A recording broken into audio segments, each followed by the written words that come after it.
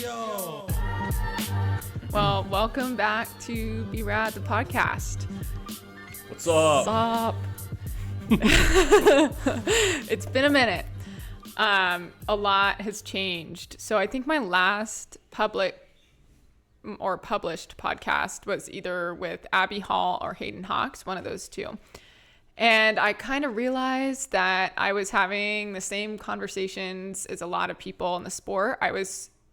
When I started this podcast, I was super adamant about it not being a running podcast. I wanted it to be a life podcast. But because of my life and because of who I am and the way I interact with the industry, it became a running podcast. And while I had outside guests, it's still those were few and far between. And, so I got kind of burnt out and I got kind of bored. So I kind of took a pause. And plus, Carson was a little overworked on the podcast front because poor guy. Yeah. October 2021 or 2 or something, I was like, hey, can we start a podcast and will you publish it and do all the work and I will just record? Actually, let me recount that. Kat says, I'm going to start a podcast. I'm like, oh, nice. Do you need any help? She's like, yeah, can you film it and edit it and stuff? And I was like, yeah, for sure. I mean, I'm all bright-eyed and bushy-tailed. I don't really understand the full amount of work that was going into it either until we actually got into it. But that being said, it was all really educational and super fun. Yeah. I love doing that kind of stuff. But, we both kind of... We burnt out a little bit fast. Yeah, because we were doing all of it at a high level. And then, when we both got really busy with our other jobs, it was hard to stay consistent. Yeah, we couldn't keep it up. And, what I've been learning, and I've been talking to a lot of podcast producers is, the way to do it is to start small and be consistent. And we started big and we just couldn't keep it up. And we, the number one thing is just putting the content out. And instead we wanted to put out all the content. We wanted to, we had 3 cameras, which now that we've been in it, we're learning is absolutely insane. It's not that insane if you have an editing team to help you work out each podcast and each show. Yeah. And I was just invited to do someone else's podcast and I hit reply all because they got the meeting time wrong. There was 10 people on the email and I'm and it's all the production team. And I'm like, oh, poor Carson was doing that whole thing. But anyway, but it was good. I feel like it was a good start. Yeah, it was a good start and we learned a lot and we got to talk to a lot of amazing people and that's not going to change. We're still going to continue talking to people. But what I noticed when I was looking back at the episodes is what, our listeners found the most interesting and the ones that I got the most listens, but also the most interactions, people messaging me, comments, all that stuff were the ones with Carson. And I was thinking how can we make this podcast different from all the running podcasts? And I don't know. I think Laird, Hamilton, and Gabby Well, Reese obviously kind the of blow me out of superstars. the water.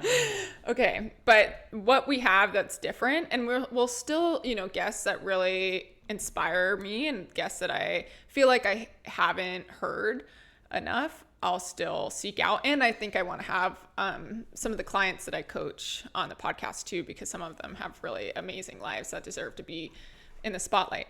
But what I noticed is the ones with Carson were the most listened to. And I think that's because, that's what's different. This is, first of all, we live just such a unique life, not only because I'm a professional ultra runner, the most niche professional athlete there is, but we live on the North Shore of Oahu. You have a crazy background and work history, and your current job is also crazy. And navigating it all is, anytime I talk to people about our lives, they're like, you guys are fucking wild. You sure you got a grip? So, we don't have a grip. No, we don't, but that makes us fun. Yeah, we're getting there. We're Yeah. figuring it out one step at a time. I feel like everybody is all the time. Totally. Nobody's there. Nobody's ever like, oh yeah, I've got I'm it. 100% solid. I got this. Maybe Buddha or like Gandhi. Yeah. But, I you don't know. Yeah. They're like transcended that sort of like that human mentality of like always scraping to like figure out the next thing or trying to build and Yeah, grow. well, I think what we always talk about, and as people who want to be parents one day, something we talk about how to raise a family is like we want to always be learning and always be trying to improve ourselves and always be open-minded and always listening. And so I feel like because of that, like with the podcast, we're going to be, it's just evolving, and we're evolving. And I think that's what this podcast is about, like talking about what we're doing, the ways that we mess up in the context of a professional ultra runner, but also in the context of just like a married couple trying to figure it out. Mm-hmm. Yep, it's always exciting and always really fun. And we've had a lot of fun this year. Yeah. A lot of fun activities. Yeah. So in our first episode, I guess season 3, we can call it, or you can call it the rebrand or the revamp, is 2025. No. Wrong. Oh, what? We're not in 2025? We're recapping. Oh, you mean this episode we're recapping. We're now in 2025. We're going to talk about 2024. That's right. Bada bing, bada boom. So we just like each came up with 5 significant things or changes or moments in 2024 that we either navigated together or separately that made an impact that we're going to like take forward into 2025. Yeah, 2024 was a huge year. Yeah. A lot of good stuff happened. Yeah. All right. Should I go first? Sure. All right. One of the most special things I think that we did this year is we got to be caretakers of this really amazing place on the Big Island of Hawaii. And I'm not going to say where, but we got to a place that Carson's family is deeply connected to. And we got to caretake this stretch of beach, meaning like, living there in a shack, making sure people are following the rules who visit the beach. What else were our responsibilities? Yeah, just making sure everybody's following the rules and also just trying to basically be good stewards of the land and caretake. Yeah, so yeah. 10 days there, pooping in an outhouse. We had to ration water at the end. That made it kind of hard because I was at the end of Black Canyon training, running all of my training from this place, which like is a gnarly 4-wheel drive road that's like all lava rock on the way out, stashed road shoes at the top, and then would do my like road workouts and then change back into my trail shoes and then run back down.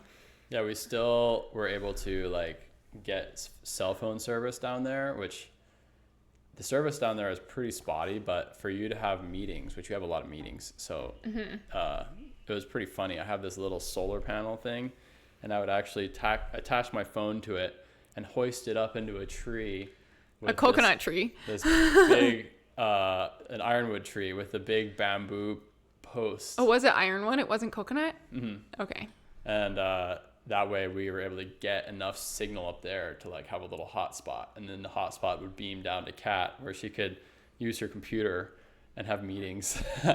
I know. So it was like, yeah, it was really 21st century shack life. Off grid, but kind of like halfway attached to civilization. Yeah, I got to do all of my coaching. I coached 30 athletes and was taking meetings down there, doing training logs, training. We brought like a little weight down, so I was doing some weight training. It was pretty crazy. And just to first of all, I'm not connected to this place. I'm super privileged to get to go down there with Carson's family, who has deep ties, and to be not only welcomed into this place, but for the privilege to steward the land and connect to it in a way that most people don't get to, and like live down there was just like an absolute highlight. I didn't want to go. I was like, I could live down here forever. Yeah, that was one of my top experiences also in my life. Yeah. But you put it on your list first, so I wasn't able to say it. I know. As soon as I put it on my list, I told you, so you couldn't take it. Kat put the rules, laid down the law before this episode. Yeah, I was like, we're doing this episode, and you need a list of 5 things. And I call the caretaking. Oh, by the way, I've been thinking of my 5 things already. I hope you're ready for this. I'm like, what? I don't know what my 5 things are. So, well played. Yeah. Mm-hmm. Well, always one step ahead, you. My brain works fast. I didn't even know I was planning it until I was talking about it. But you're like, oh yes, I've been thinking. I had this idea for about the past few months. No, it was, but I just forgot to tell you. Oh, you were planning it that far ahead. Not just this episode, but this transition, the podcast. I've been playing around with what I should do. Gotcha. Okay, what's your first? Okay, my number 1. I had to change my number 1 to number 4 because that's the one that she said you're allowed to do the same thing as me. So we have to talk about it at the same time. And my number 1 now is starting work up with my family again, and my family has a lot of different projects going on. I don't know if you know if you happen to know any of my family dynamics. We have a bunch of different things to do. We have a ranch, we have a bunch of cows, sheep, lychee orchards. We have property and kind of managing all this stuff. And actually my parents do a lot of work in Texas, and so I go there quite often. And looking back through my life, even as a kid, I would do a lot of this labor and work and get my hands dirty and sort of do the jobs that needed to be done for my family without really putting it all together and why it's so important. But now that I kind of went back to work with my family after several years of not working with them, and now it's I'm back with them in a full-time role, and it's really special because all of that knowledge that I've kind of accumulated my whole life is coming into play, and I'm really able to utilize it. And I can really see how valuable it is, even though growing up I was probably dang, why do I have to castrate cows? Why do I have to put in so many fence posts and stuff? And even within the past several years, I've worked with them pretty consistently in a part-time, whenever they need my help, I just help them out, for free. And now it's kind of transitioned to me working with them and trying to take over the reins in a lot of ways. And it's really cool. It's really valuable, and it's quite fulfilling. So yeah, I mean, I've been so impressed, and working with family is never easy, but it's been pretty amazing watching you, shift your mindset to working with the family to I am an employee to taking ownership of the projects that you guys have been working on your whole life. And it is wild. One day you'll be castrating cows. The next day you'll be, mowing a 5-acre lot. And then the next day you'll be taking investment meetings all day. It's it's really, I've never met somebody that has to have so many different skill sets and to see it in action has just been mind-blowing. And it's peeling back the onion of your family's business, which is just pretty amazing. Well, I think at the root of it, we're kind of Kona hillbillies, like you say. And so what might be more efficient is if we outsource a lot of these jobs to other people, but we just have so much fun, fun in with a big asterisk there. It's fun and like Magoons love type 2 difficult. fun. But you know, we kind of enjoy like being able to do all the different pieces of the puzzle and like try to bring it all together. But that being said, like it's hard to scale certain things that way, and so there is a tendency for like burnout there if you're not careful. Like you have to be able to like do the jobs that you want to do, but also know when to delegate. And so we're all learning that together, and I feel like that's where my skill set is helping them, and it's helping all of us. So Yeah. it's been fun. Yeah, it's been fun to watch. So what's your number 2, Kat? Well, my number 2 is, so I raced Black Canyons in February of 2024. And leading up to that race, it was a total shit show. My body still just like wasn't accepting the training. And after fixing my hip, I think I just came back too fast. And I was really paying for it. And I got sick, and I wasn't feeling confident. And, Black Canyon was kind of a bust, and like it sucked. And then after Black Canyons, I switched coaches and went into it with a new mindset. And I raced Eiger Ultra Trail in July. And the highlight here is just like I had to come at it with a completely different mindset. I had to kind of let go of the athlete that I was. It was, I think at Black Canyons, part of what was so frustrating is how I was like determined and expecting to immediately be racing at a high level again after like years and years off. 2024 was my first injury-free year since 2018, my first fully injury-free year where I didn't have to take significant time off. And that's freaking, crazy.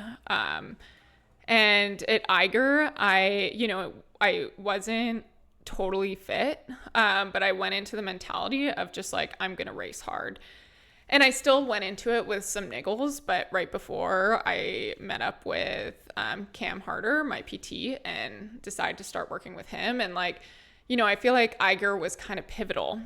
I was like, okay, I'm still not super healthy. How do I change this? And I started strength training, and I started kind of doing more of the little things that I've been neglecting. And I think it was like kind of self-sabotage. And I after Eiger, I think I was riding that edge of like, do I still really want this? Do I still really want to race at a high level? And after Eiger, I was like, yes, 100%, I'm here for it. And then I wasn't just talking the talk, I was walking the walk. Plus, it was a really fun trip to Switzerland with you. That was super fun, and you did kick ass actually, even though you had like heat stroke and a freaking massive rolled ankle. Oh yeah, the rolled ankle early in the race. Yeah. And then you finished it with heat stroke and ended up like puking until the early hours of the morning. And like, oh, that was a tough one, but you still got 7th, right? Yeah. And that's a very competitive one. So, all the most gnarly chicks in Europe that are really into 100Ks go to that one, and a few others. So it's maybe not the most competitive one in Europe, but you said it's like pretty popular, right? Yeah, definitely pretty, these fields are just getting so deep, and like every person in the top 20 was a sponsored athlete. And yeah, sponsored athlete, and like the top 10 were all like full time, like nothing else to do besides run. Yeah, exactly. And I talked to my coach and my coaches, and my coach John was like, don't look at the start list, just race. And I did. And he was like, I told you not to look because everybody was very fast. And like he had coached some, and there were some like Adidas athletes there, and you beat all of them. I beat all the Adidas team. Yeah. I didn't beat all the women, but I think that was a huge turning point because I didn't, on that one, I didn't have a great day. There was a lot to improve. I didn't feel that fit, or sharp, I should say. I'd been doing quite a bit of volume, but like, I just didn't have it, and I think like training with a bunch of little niggles, that week before it was like the same old pattern of like, I forget exactly what it was, but I was on like a 5-mile run the Wednesday before. And like, I had to like stop a bunch of times because I think it was my hamstring. I was like in a lot of pain, and, it was fine on race day. And then, I mean, it still slowed me down, but, I think that was just like me being like, I do not want to show up to a start line again like this. And that means doing the little things. What are the little things that you decided to start doing? I do a ton of PT.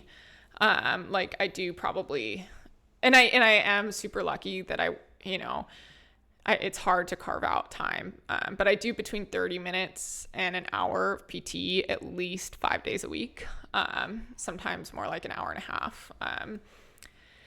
And I am eating super well. I started working with a nutritionist. I started, being really almost neurotic about my sleep, which was like when we first started dating, I was like, you're like party cat all the time. Yeah. I'm not worried about anything. Woo! And now you're like, bedtime is at 8. Yeah. Maybe I gotta start maybe 9. winding down at 8 and 9 is bedtime. But that's so helpful because you undergo so much stress on a daily basis. Like you can't have added stress on top of that with a lack of sleep. And it makes simple sense. Like think about it physically with anything, an external object like a shovel. If you like add a certain amount of stress to the shovel, it will break eventually. But if you keep it underneath the threshold, I mean, the shovel isn't alive, so it's not going to grow and get stronger. But like, you can't like, if you get over the stress level, then a good example is a lychee tree. If you stress it just enough, it'll produce a ton of fruit. But if you stress it too much, it'll die. Yeah, totally. But if you don't stress it at all, it won't produce any lychee. That's true. Yeah. Our lychee trees back in the yard are like not producing. So old and relaxed. They're like, they're just basically relaxing for the past 40 years, not producing. So what is your number 2? Number 2. Okay.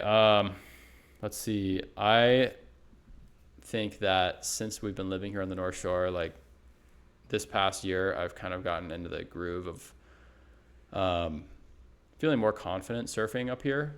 And, up here on the North Shore of Oahu, it's some of the most insane surf in the world. It's like it's the most iconic surf spots in the world are here. And most dangerous in some spots, and some of the biggest in some spots. Yeah, so I mean, they're waves of consequence. A lot of them are, there's a lot of spots that are like more mellow. Like you don't have to go and surf Pipeline, but you can go surf in like 30 other spots too. And so, but it's Pipeline. That being said, Pipeline's a really, really fun wave, and but it's also really competitive. There's a ton of people out there, and it's really dangerous. So, I think I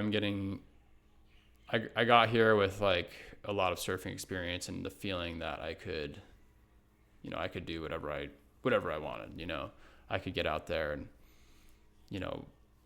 figure it out, and I'm a pretty good surfer, and I can get out there. And I quickly got humbled. I kind of got my ass handed to me a few times and realized like, okay, I need to take it slower and not push the limits, which it's been valuable because I can now go out to a spot and not feel the need to push those limits. And the people that push the limits all the time end up getting really injured. Yeah. Or are pros and like literally the best in the world. And I think but they might not even be pushing their limits. Like you go out there, I was surfing the other day with some of the world's best guys. Like, they were out in the lineup with me, and when they paddled out, I'm like, oh boy, I'm mainly going to be watching now just because they're so good. It's good to like see how they do it. And none of them look like they're trying that hard. Yeah. And I just want to put into context, and Carson, you're going to hate me for saying this, but I'm going to do it anyway because you love me. Uh-oh. But like in Waimea, the town where Carson was raised and where I grew up, he's considered, and he will argue with this, but like, I'm like, okay, name a better one. And he can't. He's considered the best surfer in Waimea. Yeah, he was told that over Christmas, and he's just embarrassed. One of my best buddies told me that, so yeah. But Cody? No. Who was it? Kaylee. Oh, Kaylee told Shout out Kaylee. Kaylee's awesome. Yeah, but it's true. The homie. He really was. He was trying to make me feel better. No, it's true. If there wasn't a little bit of truth in that, you wouldn't have told me about it. So. Here's the thing, like in surfing, it's a lot of people, like it's good to be humble, because the minute you stop being humble and you start being like really cocky, it's like the ocean tends to beat you down. Yeah, so, but like, that's where wife comes in and is like, oh, I'm married to the best surfer in Waimea. The ranching town, the mountain ranching town on the Big Island. So yeah, but he is very good at surfing, and it's thanks babe. He's comparing himself sometimes to literally John Florence, who's in the lineup with him. Well, I saw him surfing the other day, and I'm like, wow, that he's just so natural. It's like he looks more natural on a surfboard than I feel when I'm running down the street, and it's like, holy moly, that guy is. And there's a bunch of people that are on that level here, and so I think coming here and trying to like remain humble and not get into a situation where I could end up in over my head, so to speak. And it's okay to paddle out and like feel it out and watch it, get a couple waves, but not like try to go for the most heavy ones. But the more confident you get, the more you can start to go and surf those spots or get those waves that are maybe like a little bit more heavy. Did you put Waimea Bay on your list? Oh yeah. It Yeah. is? So I got to. Well, actually, I didn't. Okay, but talk thanks about for thanks for the reminder. So this past year I surfed Waimea Bay for the first time ever, which is kind of like that's a pretty big. It's a really big deal for me and my family. It's like a big wave spot that is pretty special in surfing culture and in my family history. We've always heard about Waimea Bay growing up, and my dad has surfed it, and so it was a pretty special day, a pretty special couple days. I only surfed it for a couple days this past year, but you got 3 total waves there. Right? Which is a big deal. Yeah, maybe this was it the second day? Each day, I think. Yeah. Well, you told me you got one on the first day, and then we went to a wedding that evening, and we went, and 2 of the guys at the wedding was like, who are from the mainland and like to surf, but they are not as good as Carson, and they were like, big dick Carson surfing Waimea Bay. Oh, Carson, you probably feel pretty hung right now, don't you? I'm like, oh no. No, dude. No. It was great. Yeah. I'm a small fish in a big pond out here. Yeah. So, but it's my surfing is improving, which I'm really happy about. Mm-hmm. Okay, let's go to your number 2, babe. Okay. I signed with a new brand this year, and I was kind of debating dropping it in this podcast, but realized I probably shouldn't, just in case the announcement doesn't come out, because that keeps getting pushed back. Hint at the shirt though. Heyo. But I. Oh, what is that shirt? It's subtle. It looks really soft. Yeah, it's soft and nice. And cozy. But anyway, as a professional athlete, there's like so much weight put into signing as a pro, and it's like the financial thing is there. Like I wouldn't, if I didn't get signed, I wouldn't have gotten to race the same way I'm going to in 2025. And, and it's not just about signing with a brand, it's about signing with the right brand. And I'm really grateful for my time with Brooks, but that partnership was just, it hadn't been working with me for the last couple years. And there'd been some tough moments there. And,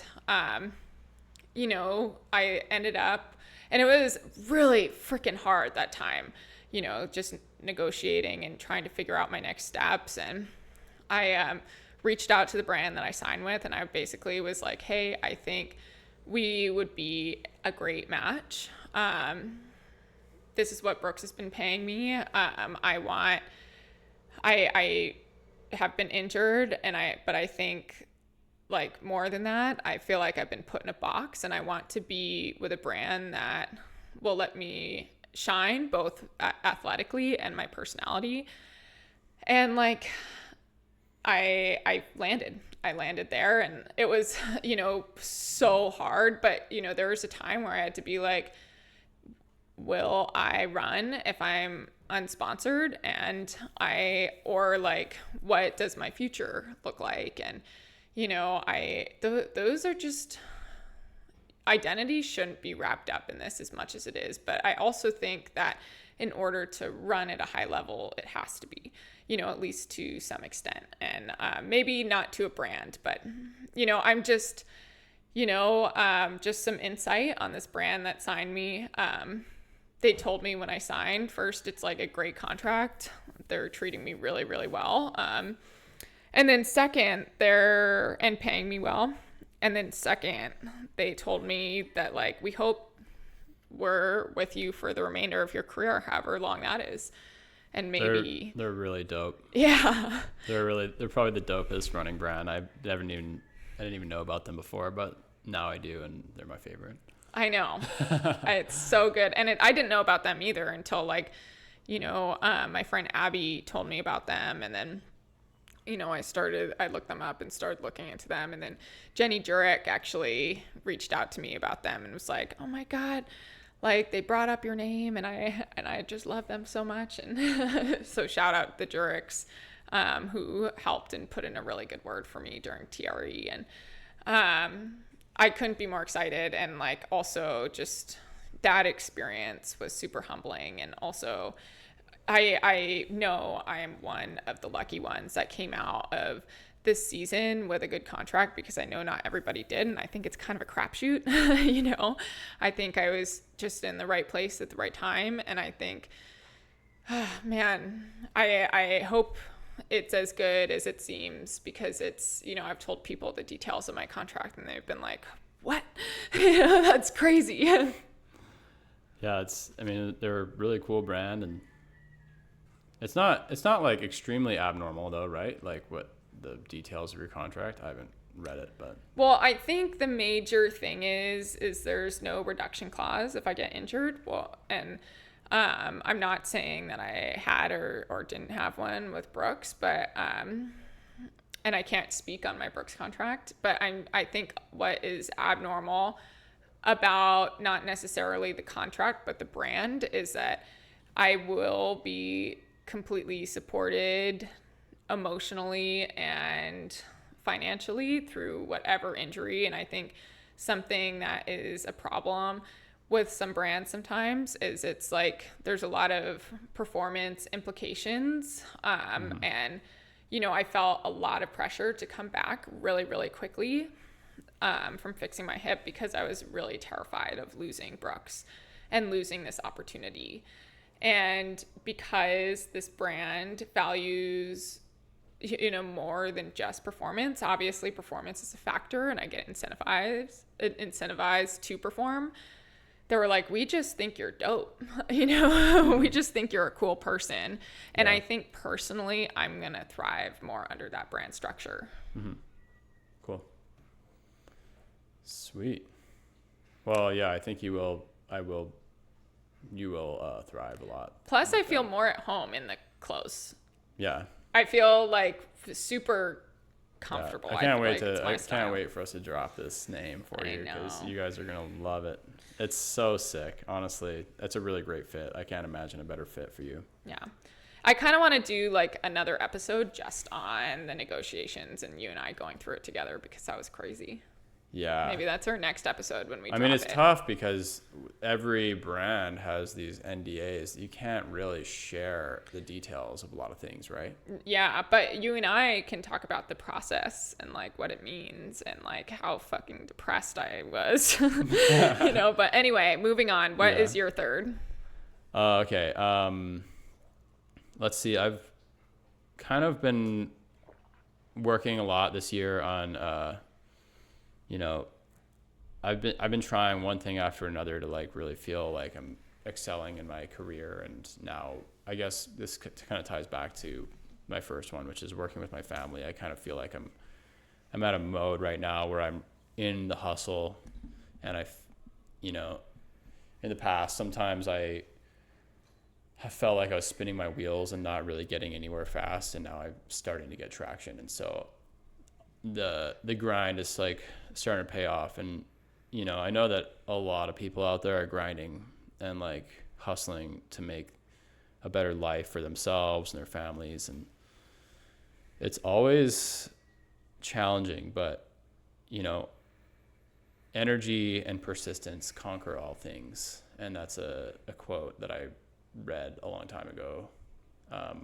Allegedly Albert Einstein said that. I'm pretty sure it's true, but energy and persistence, with that you can achieve anything, and it just takes a while sometimes. And for me, like sometimes things take a while. So I'm really happy that I feel like I'm hustling really hard. I'm hustling at my 100%, but I'm also making headway and taking some big steps forward in like career and figuring out how to tackle these huge goals and set goals, and also like keep a schedule and understanding how to like make each step forward count. Yeah. Mm-hmm. And even if sometimes that step forward is like going on a kayaking trip with your friends, it's also about just what we were talking about when we were talking about this episode. It's like, I feel like something that you've done really well and that we've done really well is be like, okay, these are the times for hustling, and we plan it around, and we like plan everything around those times for hustling, including fun, And, if you've been listening to this podcast for a while, we've been harping on how we've had to plan forever, and like how we just are constantly putting out fires. And I feel like this year, going 100% meant being a little bit more proactive instead of reactive. Yeah, exactly. Yeah. Yep. So that's my number 4. No, that's your number 3, because number 4 3 is so 3 months ago today, I was on a long run.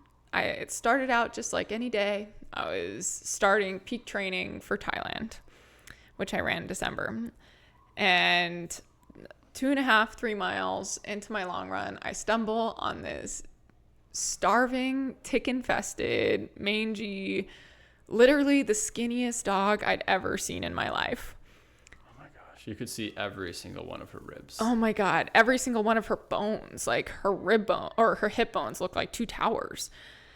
And I thought she was injured because she couldn't walk anytime so she I like picked her up and was like petting her. She was super sweet, definitely kind of scared, tail tucked between her legs. And I was trying to take her home and trying to coax her with me, but every time she'd like walk a few steps and then like literally collapse, like her legs just like all of a sudden would collapse under her. So I ended up carrying her for just over 2 miles until you could come pick us up. Mm-hmm. Yeah, so I get this call and I go to pick up Kat at the trailhead like 2 hours before I have to fly to the Big Island for my friend's baby shower. And she has this little dog, and she's like a medium-sized, a little bigger than Shirley, but like lighter than Shirley. Yeah, which is she was crazy. 16 pounds when we picked her up. I cannot, like, you couldn't see any skin. There were so many ticks on her. Yeah. It was like so crazy. She was gross. She was gross. Yeah. Spent days picking ticks off her, and then But she's so cute. The whites of her eyes were like still so white, and she's so pretty. Oh, and she just woke up from her nap. I'm gonna show you guys Momo. Her name is Momo. okay, Shirley's definitely gonna get up too. This is gonna cause a ruckus.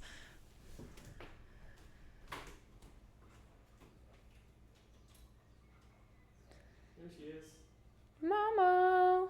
Momo. Ah. There you are. Yeah, so I'll talk a little bit while Carson's showing you Momo. Oh, the camera's back. But I texted a friend who'd found some stray dogs, and she was like, oh, my friend has a microchip reader to see if she has a microchip. And this friend of a friend was the co-founder of Fur Angels Foundation, which is a nonprofit that rescues dogs in Hawaii and finds fosters and funding for them to take care of them. Huge shout out to Fur Angels Foundation. This wouldn't be possible without them. Yeah, so Jen, the co-founder, helped me pick off ticks for a little while. There was still way more on her when I came home. You know, we got her some blood work, then get a call from the vet saying like, hey, actually this is a couple days because I got this call. Carson was already working in Texas, and the vet calls me and is like, hey, just want to warn you, this dog like might die in her sleep. She might go into organ failure. She was super anemic, and basically like all of her, I don't know exactly, they don't let me see the blood work, but they wanted me to be mentally prepared just in case she died in the middle of the night. And I was like, oh my God, what am I gonna do if this dog dies in our bedroom in the middle of the night? I'll never be able to sleep there again. But, you know, she got a couple blood transfusions. Shout out to Moose, the blood donor, Jen's dog. And shout out to all the donors, including and especially the donors that donated to me directly to help with things like food. Some of it did go to her blood transfusions. And, man, medicine, the expenses do rack up. And over Christmas, I gifted Momo to Carson for Christmas. Yep. She was my Christmas present, the best Christmas present ever. I love Momo so much. Yeah. And Shirley's over there too, and she knows that we're talking about Momo, and she feels left out. I know. We love you too, Shirley. Love you, dog. Yeah, good girl. Yeah, and it's been, I was super adamant about not being able to keep her at first. Because we travel so much and we can take Shirley with us a lot, but it's expensive to have a dog sitter, and like things add up, and, we're under financial pressure. And, but, after a couple months with her, it just like became clear that there was no other choice but to keep her. Yeah. Yeah. She's the sweetest. Yeah. But, yep. Adopting Momo. Number 4. So perfect. Yeah. She's also such a huge snuggler, which is amazing. I know. Shirley's not really a snuggler. She will and loves it. Like she sleeps. She's little spoon every night. But Momo, if you want to play, she's down to play. If you want to snuggle, she's down to snuggle at any time. Yeah. Yeah. Okay, you do number 5 since I took your number 4. Yeah, that one was together. So for me, number 5 is all the adventures. And like Kat touched on this before, but like kind of being intentional with our time and my time. And that's really how to get the most out of your life and each day, is to try to make sure that you're intentional with your time. And that's the only thing we really have in life is time. And nobody really knows how much of it we have. So using it intentionally is, I believe, the highest and best use of your time. And if you aren't really intentional, it's just kind of drifting by, then, it's kind of, it's almost not doing it justice, this gift of life that we have on Earth. It's so special and so miraculous. And, the more you are intentional with your time, the more you have time to, after you're done with your hustling, you can work in time to go on spontaneous adventures. And, this past year we had a lot of adventures that have to do with cats racing all over the world. Like, I think you have one more that you're going to talk about, so I won't talk about every race that we went and did for you, but that was awesome. And then also, like, I did a really fun rafting trip with my friends. I was kayaking it and met a bunch of amazing people there, and get to sort of like block out time for myself to go surfing, and like quite often, and to go see my family, and for us to do all sorts of fun things, fun adventures, hunts, camping, all that stuff. So yeah, we just continue to adventure, and it's not like quite as like off the cuff as before, which was hard for me to wrap my mind around because I love being spontaneous. But now it's like, you can optimize that time that you are able to be spontaneous by being really intentional with all of the time that you do have. Yeah. It's like if you commit to the times that you have to work, and that you're like, okay, these weeks are for hustling, and then I have a week off or something, or like, time off, or, it's easier to be like, okay, I can do an adventure there. And like, that's the time to fill in for adventure, spontaneous or not. And then it just, it makes both the adventures and the work more valuable. And that's just the phase of life we're in right now. We're in the hustle, and like, I'm freaking loving this stage. Mm-hmm.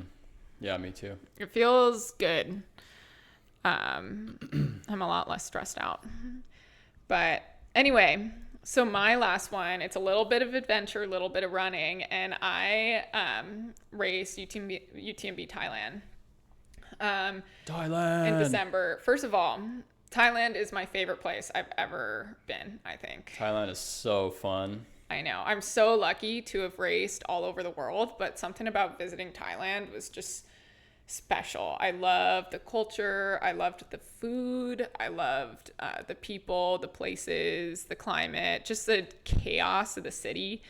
It felt like us. Yeah, it's amazing that they let tourists rent mopeds over there, because it takes like maybe a week to like really figure out the flow of traffic over there. They're not traffic laws. It was like days before my race, and we were on the moped, like getting to the trail, and I was scared. Yeah, they're more like traffic suggestions. Yeah, it's all for traffic mopeds at least. suggestions. Yeah.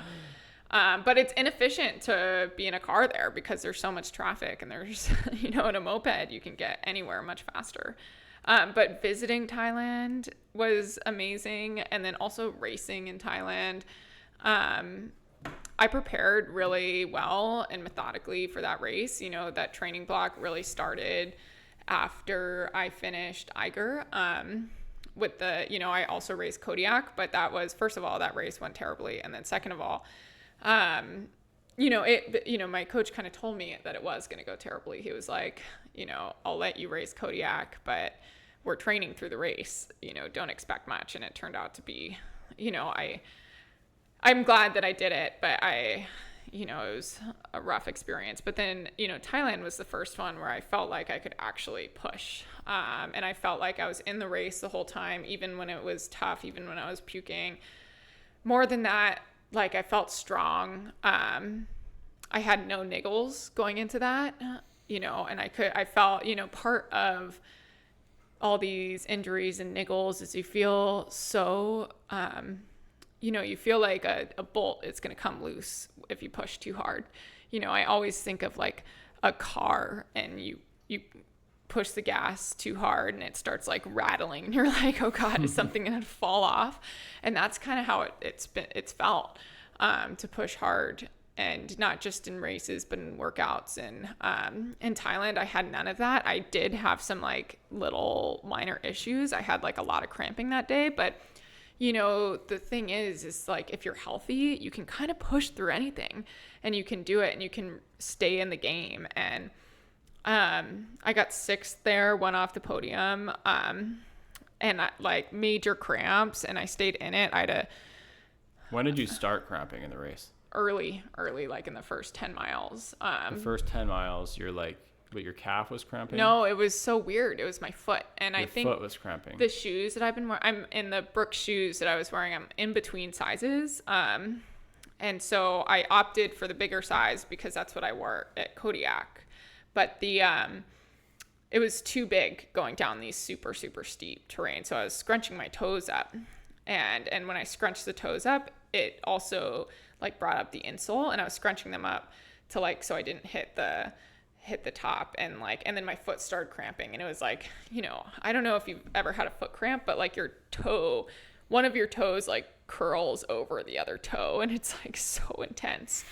But you know, and that hurts, but it's not an injury. I don't feel like I'm gonna like something is just gonna like tear or break, and that's how I felt, is breakable. And that is like, so you just ran through intense cramps for like another 50 miles. Well, I wasn't cramping like every single second. It's like it was, and the climbs were fine. Climbs and flats were fine. It was just the descent for a little while, and then like in the last 10 miles of the race. I mean, I'm learning how, you know, I've always puked, and so I'm taking my hydration more seriously and learning how to handle that. And I just you know, it's just it's a process to learn. And if you don't hit your splits, the timing for the hydration is a little off, which is what happened. And so at the end, it was like my neck was cramping. I'd like turn this way, and my whole left side of my neck would cramp, and so my head was getting stuck like this. It was so crazy. That's so fucked up. I can't believe that you're able to run like that. I know. Well, it's because your hydration was like not quite on, right? Mm-hmm. Yeah. And you sweat a lot in Thailand. It's super humid there. And so humid. It's kind of hot. So like, what was the problem? What do you think caused all that cramping? Well, I think, so early, I think the toe cramping was very obviously my, the foot thing. I also dropped a bottle early on, and I was in the top 3 at that point, and feeling really strong. And I, dropped a bottle, and it rolled down the hill, and I was like, I had a lot of momentum with the women I was running with. And I was like, okay, I just can't. And the bottle literally rolled like 50 feet down the trail. And I was like, I can't go get that. And like off trail? Or was it? No, it rolled literally like down the trail. Back down. Yeah. And It was like, there was a ton of, you know, this race had like 1,000 people on it. And it was early on. And so there's a ton of people down there. So like to go back down and get it, that would have cost me a lot of time. And, you know, in hindsight, it's like, what is the cost benefit? But like, you know, I think the thing is I had good momentum and I was rolling. I actually don't regret that decision, just because for the experience of running in the top 3, which I was for a while, and like until that really steep descent when my foot was cramping, and, you know, and just like working with each other. And it's been a really long time since I felt that, and that felt good to tap back into that. So I think the other thing that caused it is I made a wrong turn, and so that, you know, that added like 25-30 minutes between. I ran like an extra 3 miles total. I forget exact. No, it wasn't an extra 3. It was like an extra 2 miles. Just under, is like an extra 1.8 miles. And, you know, but I think that took close to 30 minutes because it was uphill, and then the navigating, trying to get back on course. And then it was downhill, so my foot was cramping a lot on that downhill section, and I ran out of fluids on that section, and then I lost a place. And so I talked to Carson, and I was like, how far is she? And I just, I let my ego get in the way, and I just like I started running really hard after being super dehydrated. And that's when the puking and the cramps got really bad. But then I recovered and was able to finish super strong. But like, that still set you back. I mean, you were so pissed that you went off and that other woman passed you, and which sucks. I mean, I would be pissed also, but like the fact that you were so angry, you made that decision to chase her with reckless abandon, and that was a really emotional decision. And I think that's what was the biggest crux that you kind of ran into. Totally. Instead of just being steady. I should have just like been steady and trusted myself, but instead I was like, I'm going to run this entire climb, which by the way, there's like 40% pitches, and I was like idiotically running them when I could have hiked faster. I mean, again, just so emotional. But yeah, I think, at Thailand, I was writing about this yesterday, and like, I was writing about like, what does it mean to be back, and what does a comeback mean? And, I had been saying like, yeah, in 2024, I'm coming back. But is that performing at the top level again? And I realized after like this year of racing and this year of realizing that, to race at the super elite where I once was when I won Western States, and where I want to get back to is like, it takes time, and you can't force it. And I was trying to force it. And, so I had to redefine what it meant to be back. And like in Thailand, pushing hard and racing the whole time, and, being focused and like having fun, even when it sucked, realizing how much I do love racing. Like that is what the comeback actually means. Yeah. 2025. Yeah, I'm racing again in April. I think this brand wants to drop that. I'm afraid for all those women that you have to race against. I am but a trail runner that will turn it on day of, but for now I am just gonna enjoy the process of getting fitter. Yeah. Cool. Well, I hope you guys enjoyed this new episode. Let us know what you think. Drop it in the comments. Honestly, support is everything in these. If you like, subscribe, comment, interact, let us know what you want. We will be having some guests on. I'm super excited to have one of my athletes on, or a couple of them, in the next couple months. But these will be dropping every other week. Look out for them. And yeah, please engage. Thanks for listening. All right. See you later. Yo.